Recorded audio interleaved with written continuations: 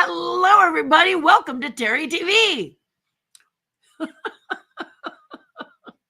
I'm Terri Hardin, pop icon, and Walt Disney Imagineer, Jim Henson Muppeteer, and I'm having a cup of tea. Let me just grab that really quickly while I'm chatting with you, just up the top. I don't know how long I'm going to go today because I'm a little bit tired. I was up at 4 a.m. to come home after a big, rousing weekend with the Chalk Walk. Chalk Walk is the Children's Hospital of Orange County, and every year Disney opens its doors for us to walk through both parks, Disneyland and California, Adventure Park, to raise money for Children's Hospital of Orange County. And we're happy to say yesterday we didn't have a hurricane. Yay!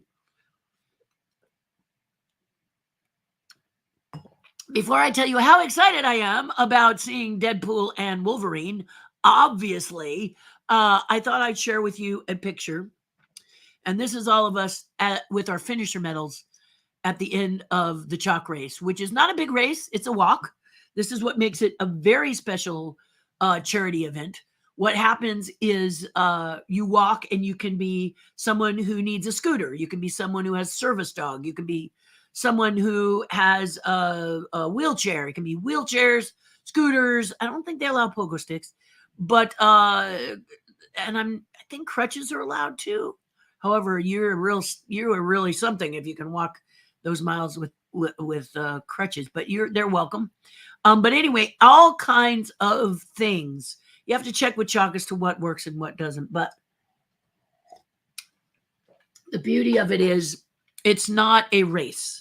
It's a walk, and it invites people of all people who would like to do this walk, to walk for a child that maybe the Children's Hospital helped, or for just in general, a great group of people who have done nothing but make good rain down upon people who are struggling with childhood disease, and chalk makes it easy on them.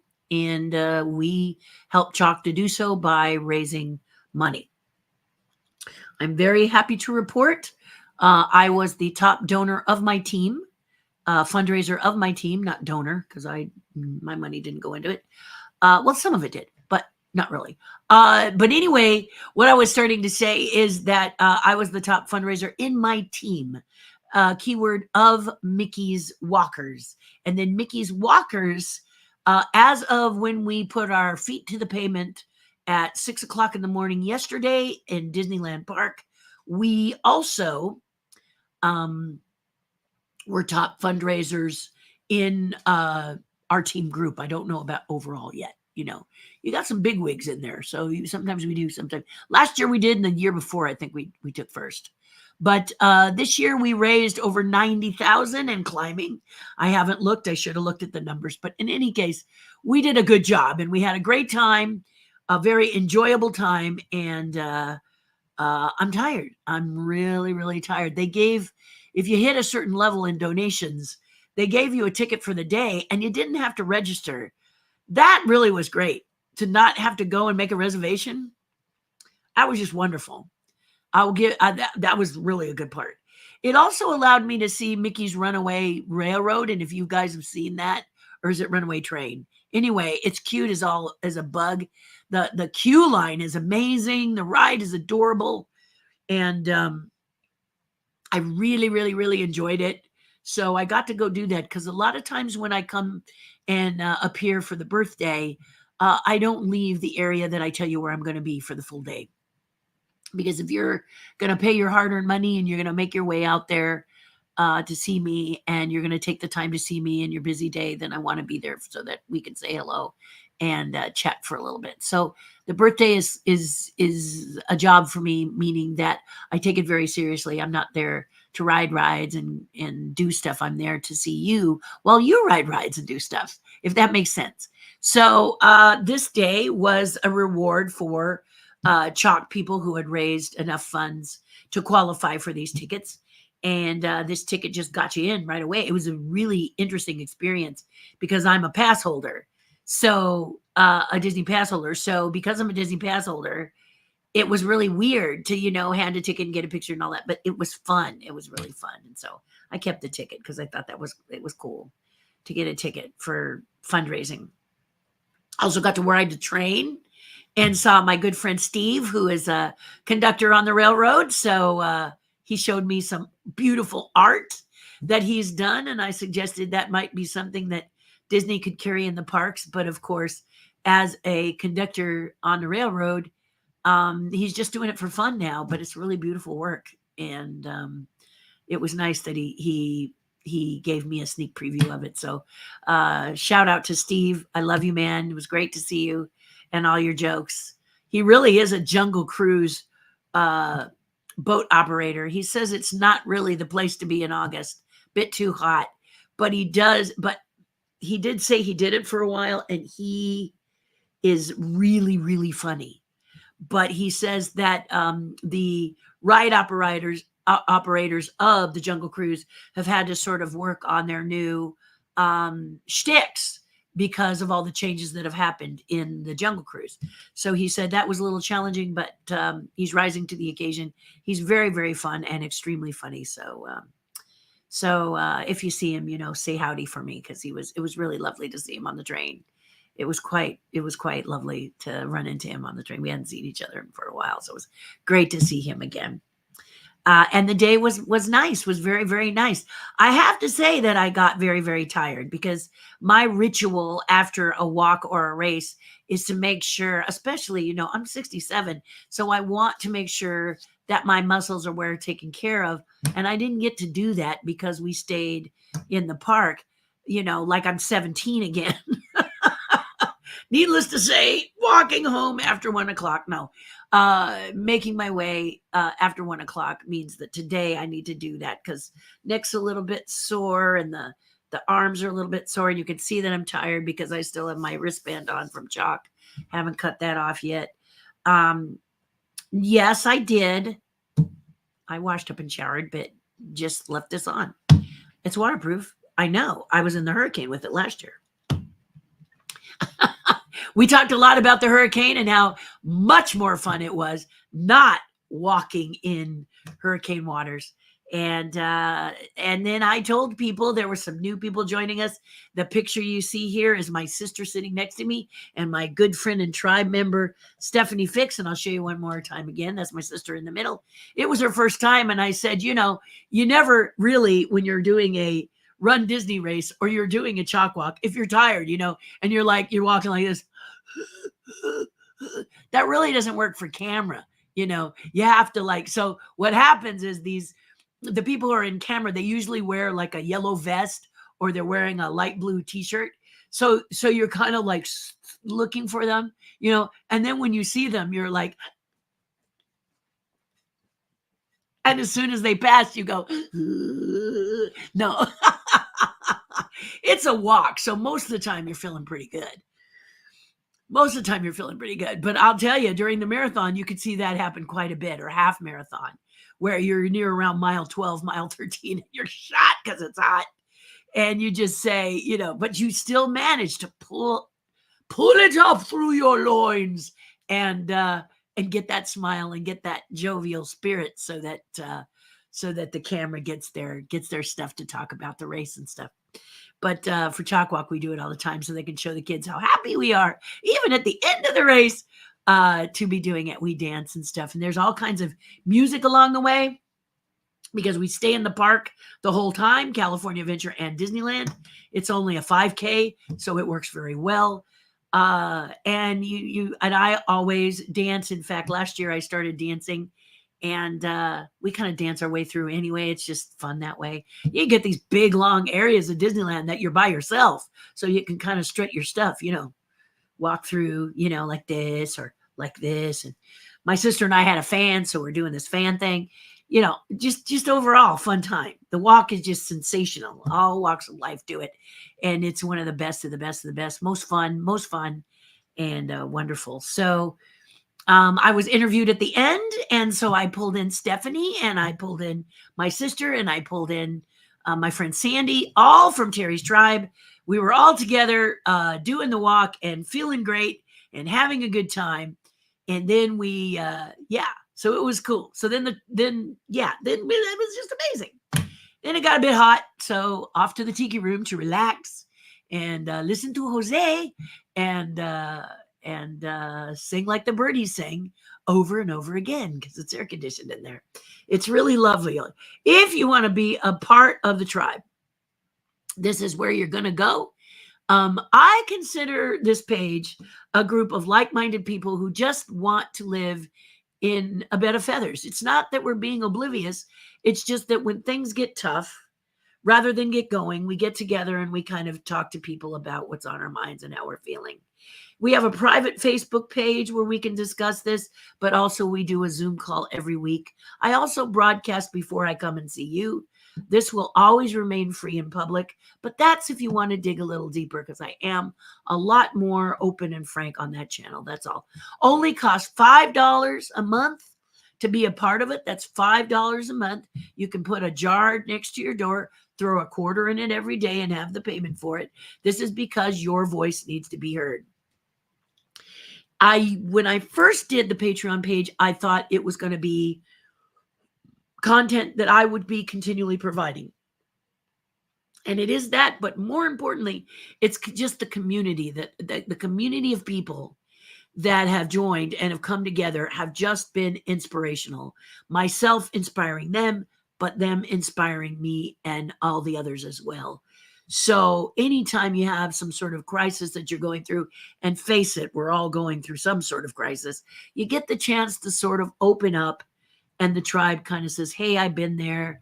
I agree. I had this fear, whatever. Okay. And you just kind of feel better if you've got someone there who's kind of reaching out to you and saying, we love you, we care about you, and power to you. You're also my personal advisory committee. I will say that I asked the tribe to be my advisory committee because I do a lot of sculptures and creations that I then offer for purchase later.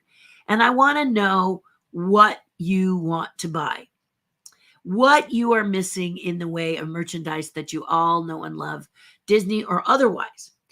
And the tribe is excellent. Walt had this advisory committee, and when he did, the products just flew off the shelves at Disney. Now that they don't have such a committee of people like you, I think they suffer for it. They do something that just doesn't work. And the reason it doesn't work is why? You don't know, because you don't have an advisory committee. I do. And I have a great advisory committee. They're really special and really wonderful. And when I broadcast to you the next time, it won't be Friday because it's my dad's birthday, and he passed away last year. That's all I'm going to say. But I will be back Monday again. I will put something pre-recorded up for you guys, so you'll still be wonderfully entertained. But I will share with you something that I think you'll really love, and it was a collaboration between me and my advisory committee, the tribe. So I will keep you posted. I will post it probably earlier, but then do like a discussion or a Q&A or let you guys know anything else that Monday. Okay. So I think now, that being said, I think that's the day my husband has surgery. So just kind of follow with me, kind of hang with me. This next few days is going to be a little bit odd because July is a packed month for me. And I'm just seeing how packed it is, which is why I'm a little wonky and tired, because it's been a long time since I've had things, as my friend Frank would say, pew, pew, pew, pew, pew, hitting me all at once. So August is going to be a little bit of a rest before I jump into ghosting D23. And I hope if you're going to be coming down to D23, I won't be inside the facility, but I'll be popping up here and there.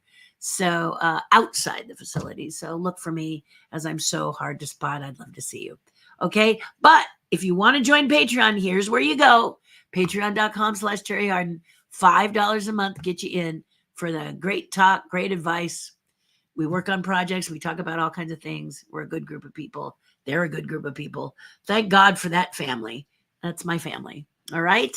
Okay, cool. Let's see what you have to say. Because like I said, I'm on borrowed time today. I was going to point out what a weekend, right? We had earthquakes, like earth-shaking quakes, And then we had some governmental earthquakes. Now, I don't get political on this, so I'm not going to make a lot of opinions about it. I'm just going to say in life, sometimes you just got to grab the tail of the comet and hang on. So try not to be afraid, try not to overthink, or try not to get whatever your emotions you're feeling. Try to breathe and relax, and just know that there are those hang on to the comet moments where you just got to hang on, and watch out for mean-spirited things that could be said in either direction. Ignore that stuff, and do what follow what you follow, and make your own evaluations and stuff. You are Americans after all, right? Yes. So there's certain things that there's plenty of other channels that can discuss this stuff at a great deal that you guys can be on, but I'm here just to say that by attacking the person and not the principle, or by attacking the person and not the concept, whatever that is you're debating, is not the way to go about it. Just talk about the idea, and if you get to the point where you feel it going south, and you're saying things to each other that are judgmental to that person, then just stop. Go have a drink of water. Tell them you'll catch them on the flip side. You'll do it another time. Whatever. But you don't. It doesn't. Some things are progressive and some things aren't, and they've always said that politics and religions are two of them that you best sort of steer clear of, because people have their beliefs. So I am just re-saying that if you like debating and you can debate with somebody that you debate well, just remember you don't insult the character of each other. Okay, be respectful of each other as human beings. Okay, that's what I'm going to say. Okay, that's all I'm going to say. But Deadpool and Wolverine's coming out. I have to tell you that when I was first introduced to Deadpool, and I think I told this to you, I thought the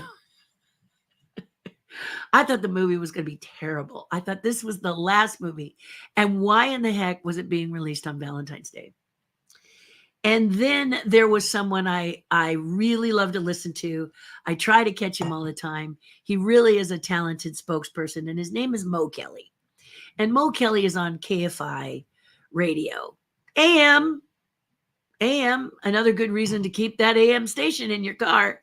But Mo is on, and I used to listen to him every time during the weekends at 6:00. I used to make sure my sculpting or my painting sessions were opposite Mo Kelly, because I just love him. I just think he's got a real nice insight. I think he handles himself well. And then he's got Twala, who used to work with him, but now has his own show. Congratulations. Shout out to him. But they used to do this Nerdorama thing where they talked about Star Trek or Star Wars or Marvel, but what was happening in the world of things that maybe sports people don't get, or your parents don't get, or others don't get, but you do. Disney also part of it. So I love listening to him. But Deadpool came up. And I remember saying to my husband, there was no way on Valentine's Day. I don't think, and they kept saying it's a love story. And I kept saying, oh, this has got to be, they got to be punking me. Now, let me also point out that I'm not a Marvelite, meaning Marvel is not my jam. It is not something I follow. I really love the original Star Wars films because I was in the theater seat for every single one of them in 77 through 80. And I had a collection that I sold for a great deal of money that took my husband and I to Japan for a month to tour Japan, which was a dream of mine. A bucket list thing is to learn, I love the culture. I love the art, and I love the people most of all, but I love the artists. And there's a million things I could tell you that made me want to go to Japan. And I took my husband to Tokyo Disneyland because they have a whole themed land around 20,000 Leagues Under the Sea's Nautilus, and that's his favorite movie and submarine. So we went there and we had a great time. We spent most of the time with artists. We didn't really do a lot of touristy stuff. We wanted to be literally immersed in with the artist culture there, and we were not disappointed. It was absolutely dreamlike. And then we finished up at Disneyland Tokyo, Tokyo Disneyland as they prefer to call it, because that's what it's called, with Tokyo Disney Seas. And my work is there. I worked a lot on that in that park, and so you can see a lot of the work that I designed and created, namely Splash Mountain. And so my husband got to see that, and then we got to see the parks, and it was just a grand old time. Just fabulous. But Star Wars is my jam, not Marvel. That's what I'm saying. But so anytime I see a Marvel movie, I have to take my husband because he was a Marvelite. He loved Marvel. Now, with way Disney is handling it, danger, danger, he's not that happy with the way things are going, as many of you are not. You're kind of wondering when they're going to tell a story. And I feel the same way about Star Wars. I think you need to tell a story. Stop worrying about point scoring and just cast your picture. Open it up to all walks of life, possibility to play the characters. Even if in your head as a filmmaker, you've got a different vision, someone may come in and dazzle you, and you'll be all the better for it. So enter Deadpool and Mo Kelly. Mo Kelly did an appeal on a Saturday night, and he said, ladies, he said, I know what you're thinking. You're thinking, no way in heck, for the kiddies, no way in heck is this a love story? But he said it is. He said, it is. You will love it. Ladies, you will love it. And he said it to the ladies, not to be those of you who are out there going, how dare he call us ladies? This was not the thing. He was trying to speak to the majority of the demographic that was not going to see Deadpool. Let me clarify this before you guys, there might be some of you out there that want to go off on a handle and go attack him for something. Please, he's just trying to address a group, and I especially have to be careful of saying men and ladies and girls because I'm 67 and it doesn't affect me. I don't understand why it affects you. If it's said in a certain way, lady, then you can get after him, or okay, lady, that's different. But when it's like, ladies and gentlemen, I like that. That is nostalgic. That's touching for me. So don't go after him because of that, because then I'm going to have to say shame on you. Mo just wanted us all to know, the demographic that was not going to see the movie, that he was willing to make a challenge to anyone who was saying, it's not a love story, I'm not going to see it, it's not my taste. And he said, go see the movie. He said, I challenge you. And Mo, if I'm ever blessed in you watching this channel at this time, thank you, because I'm crazy about you and your broadcasting. But anyway, Mo Kelly said, go and see this movie, and if you hate it, if you think I'm completely off my nut, you write to me, and he gave some places you could write to him, and I will reimburse you for your ticket. I will pay for your ticket. And I thought to myself as I listened to that, well, okay. So I went into my husband and I said, I want to go see Deadpool. And he said, what? You've been dissing Deadpool forever. I said, I didn't diss it. I just didn't think it was a love story. But now Mo Kelly has challenged me. He's thrown the gauntlet down and I'm picking it up. And I picked it up and we went to see Deadpool. And I got to tell you, Mo was 110% right. It's a love story. And I have fallen in love with the original Deadpool as well as Deadpool 2. I love the character. I love the sharpness, the snarkiness, the cockiness of him. And I often wonder, if I was someone who couldn't die, would I be that kind of a character? Would I be this kind of, edgy, slightly nutty? I don't know. I don't know what I'd be, but I love this character. And I think that, the casting is brilliant across the board. I've really enjoyed it. Well, enter my second favorite character, Wolverine. And I've liked Wolverine. I've never understood Wolverine, but I like Wolverine. And I never read him in a comic book. I just thought Hugh Jackman was great as Wolverine. I still do. My husband points out that really, in reality, Wolverine, the character in Marvel, was like a Wolverine, kind of short, stocky, buff, but more compact.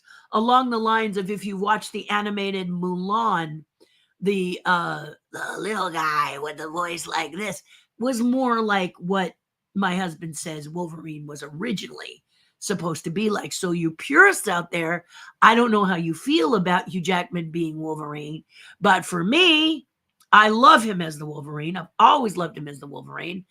One of the things I love about Hugh Jackman is he brings it. He never plays it tongue in cheek. He never pretends like this is a stupid character and I'm playing it, You can get sometime in these performances that you just feel are not really vested in the character, and he's always vested in the characters that he plays. So I loved him playing Wolverine because it is a wild and crazy character. Many actors would go, really? That's what I get to play?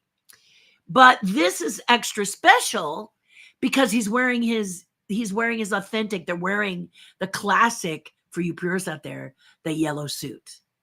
And apparently when he was on stage and he stepped out for a camera test in this yellow suit, cameramen cried. They were so touched by the way he looked in this outfit. Isn't that wild?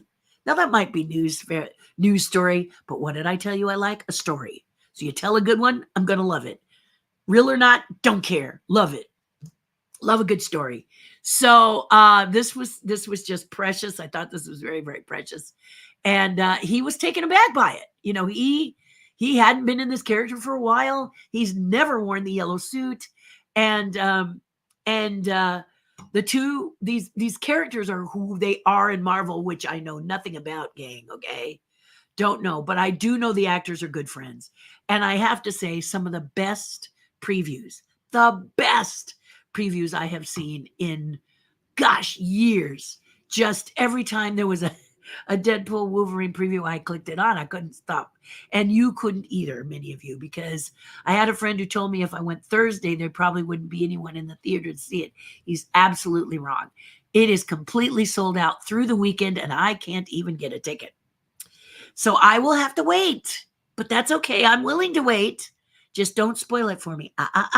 Don't spoil it for me. Don't spoil it for me. I'm just excited that it's coming out. I think we're going to love it. That's why I drank my tea, because felt a little air tickle my throat. I think we're going to love it. I think we are going to love it. The posters are amazing.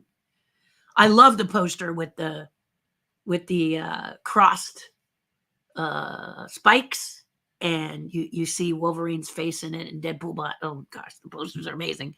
The previews leading up to both of them are so funny. They are so funny. I mean, you guys are this is going to be a ride, it's unforgettable. I can't wait to see it. And I think it's just going to really kill it. It's already killed the box office and hasn't even opened yet, because there isn't a seat in any theater in Southern California. They are all booked up. Solid. Unbelievable. I know the theaters are like throwing popcorn. Woo, woo, woo. Everybody's going except for me.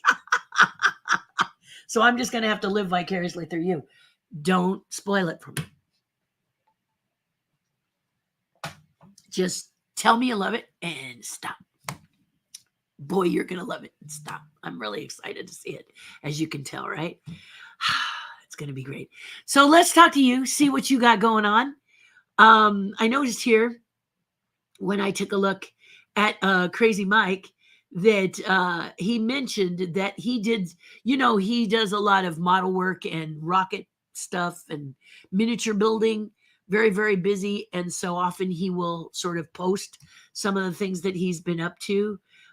This case, he's talking about blowing out the rear differential on his latest RC truck. So he's going to fix it. And he talks about how he's fixing it. And where he's getting the stuff. So he says here, even a 1/10 scale RC car is like a real one. You still have to do maintenance and replace parts over the years. And the only parts that came with it when I got it in 2006 is the motor mount and the shocks. So it kind of gives you an idea of just a thought if you're someone who's into RC cars and stuff. Mike is someone who's really, really into it, and so every once in a while I like to pop up what he's saying. And hello to you, of course. We've got Jacob Gardner in the house. How are you, Jacob?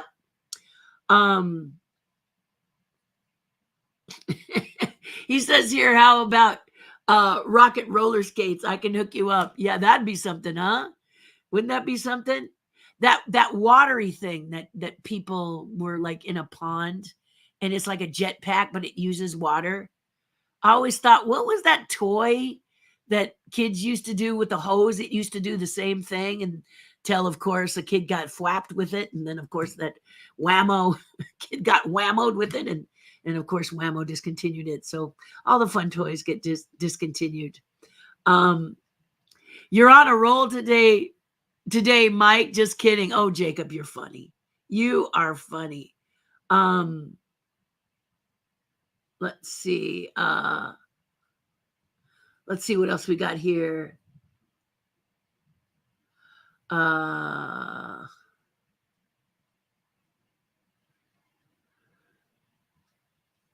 Let's see. They're talking about food. And then let's see what else we got here. Talking to each other. Okay.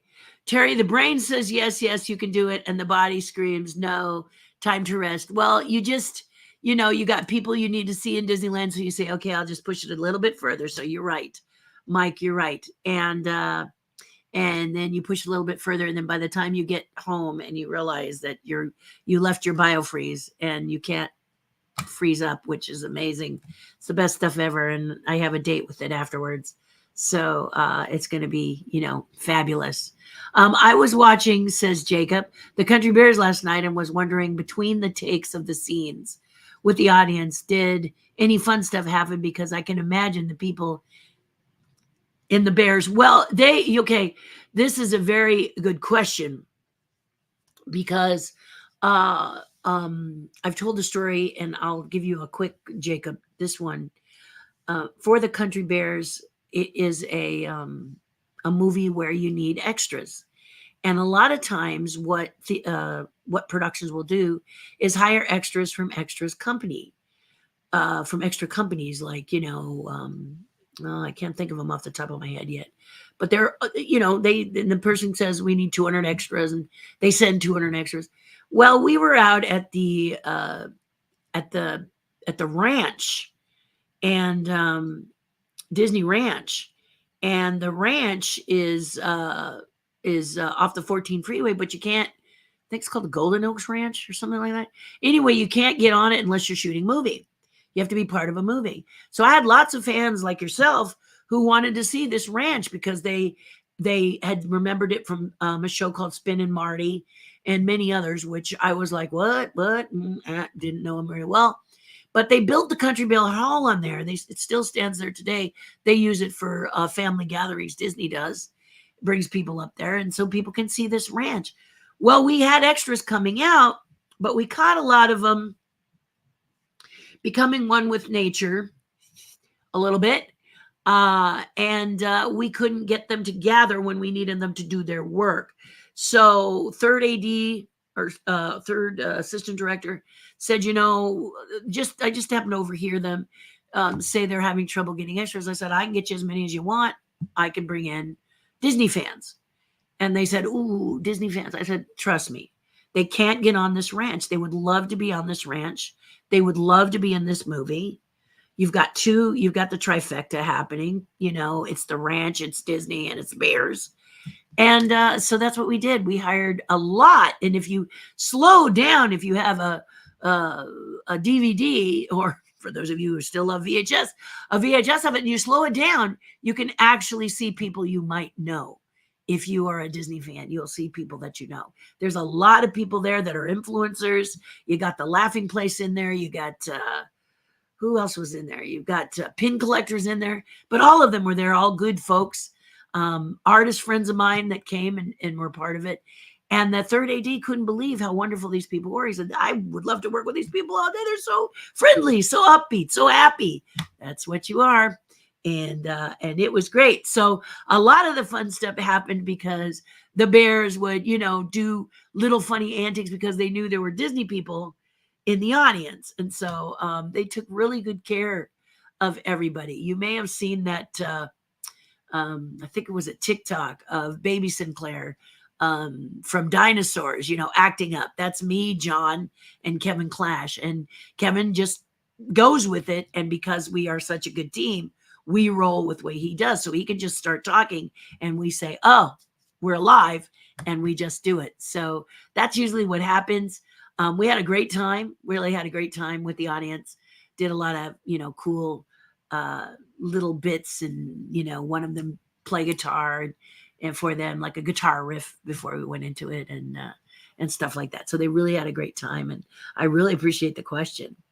The bear suits, cracking up the crowd and stuff like that. Yeah, they did. In fact, what was really fun is we did a convention shortly after that, the Disney and a Fan Club convention, where I had all the performers of the Bears come on a panel and talk about what it was like to create the bear characters, the various bear characters. So you had your suit performers along with your facial puppeteers, and they discussed the practice that we had to go through. So for Big Al, he was an 80-pound head, so he could only shuffle a little bit. So that's why he may say, what does he say? I'm something but quick. So, because it was too heavy for the actor to do anything but shuffle in it. So we did, but Al was one of my favorite characters to do. Stay off my grass, that kind of a thing. It was really cool. Jacob, thank you so much for asking.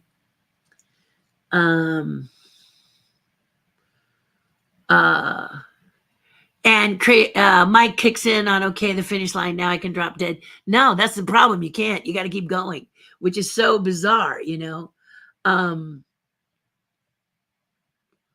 Let's see. And then Mike also says he picked up a mini umbrella that clicks into the hot shoe on his camcorder, 6-inch wide, keeps the sun off the camcorder in Disney. That's a great little invention. Don't you just like the way people invent stuff?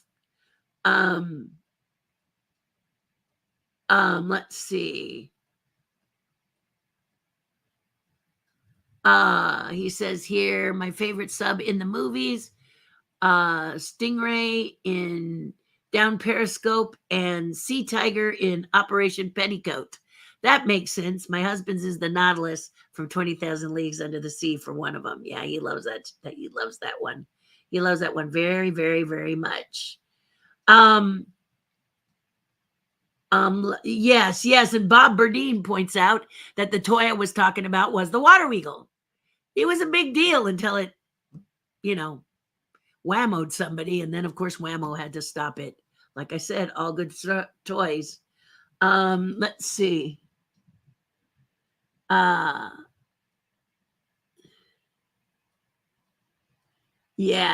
Now Mike is getting a little nostalgic here. He talks about 1977. Disney, when we went to NASA, I rented a camcorder. It took a full-size VHS step, so you're talking there. And it was like a rocket launcher on your shoulder, and now camera fits in your pocket. So camcorders used to be like this, and now they're like this, But in today's world, people are still loving these, Old is the new in many cases, isn't it, Mike? Yeah. Happy Monday from Joe Penny, everyone. Another wacky weekend in Washington. I like how you say that. Wacky weekend in Washington. www.wackyweekend in Washington. You need to own that domain, Joe. I'm sure you have a lot to say, but that's really well said. Bob Burdine says, Terri, you're amazing. Most people don't realize that this Herculean effect to come from a very busy week and still be present and engaged. I got to tell you, I had to do it. I had to do it because the July is still here. It's not over. And it is one of the busiest Julys I've ever had. It is just, like I said before, pew, pew, pew, pew, pew. And I'm like, okay, what next? What? So today I'll get a little rest. I do have a Zoom call at 4, but I will rest before that. And super, just really wanted to see you guys before I have to take a minute or hours, you know, you know how that is. Yep, you know how that is. Well, this is awesome, guys. I'm gonna run because I have some biofreeze and a pillow calling my name. But I just wanted to pop in and say hello and tell you guys I'm thinking of you. I always am. This is a great place for us to meet, and I enjoy it very much. And I love hearing what you're all up to. But I'm also going to let you know that you're going to have to take it one step at a time, because I've got a couple of things happening Friday and a couple of things happening Monday. So if I can broadcast, I will. But if I can't, I'll do it as soon as I can. So enjoy this. You know how July is. It's busy, right? And Mike was talking about 55 years since Apollo 11. And there was an event that was just really cool. But unfortunately, it was on Chalk Walk Day, where you could have met, the last living astronaut who walked the surface of the moon. He did experiments and stuff, and it sounded just really like I'd have been there if I hadn't been walking for chalk. Guys, do something nice for someone else. It'll make you feel a whole lot better, and I will see you soon. Be well, be safe, use your turn signal, and bye for now.